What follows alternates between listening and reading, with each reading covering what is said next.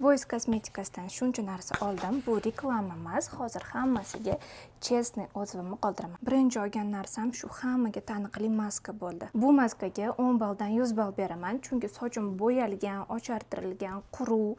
Bu maska zo'r qilib berdi sochimni. Menga qaysidir brend yoqib qolsa, srazu hamma narsasini olgim keladi. Poytum srazu shuncha kosmetikasini zakaz qildim. Bu tonikka menga birinchi bo'lib shu dozatori yoqdi. Shunda bossanglar vatni diskni shunda botirib yuziga surish uchun juda ham qulay. Agar yuzinglar manikiga o'xshab juda ham sezuvchan, tez narsa toshadigan bo'lsa, shu tonik zo'r narsa ekan. Enzimli pudra. Buni ham dozator yoqdi menga. Shunaqa ochib, shunda qo'lingizga solsanglar bo'ladi. O'tgan safar Likadodan olgan enzimli pudramni addushkasi juda ham kuchli edi. Ishlatganimda shunda yo'talgis kelardi srazu. Pudra bo'lgani uchun shunaqa deb o'yladim, lekin bunisi umuman unaqa emas. Umuman addushkasi yo'q, lekin Likadoning enzimli pudrasi ichkari bilan yaxshilab tozalaydi. Bunisi ko'proq sezuvchan yuzlarga to'g'ri kelar ekan. Shuning uchun 10 dan 9 ball beraman. Penka для умывания. Bunga to'g'risi addushi hech qanaqa yomon kommentariyam yo'q. Ozgina penasi butun yuzingizga yetadi. Unaqa hidi ham yo'q, dozatori ham udobniy, bunda minus yo'q. Oxirgisi krem. Bunaqa dozatorli krem menda birinchi marta shunda bossangiz krem chiqib kelar ekan. Bu kecha suriladigan krem, ertalab tursangiz yuzingiz tiniq bo'ladi. Yuzingizni yog' qivormaydi, srazu singib ketar ekan. Lekin quruq yuzlar uchun menimcha uncha to'g'ri kelmaydi. Hammaga rahmat. Video yoqqan bo'lsa like bosib qo'yishni unutmanglar.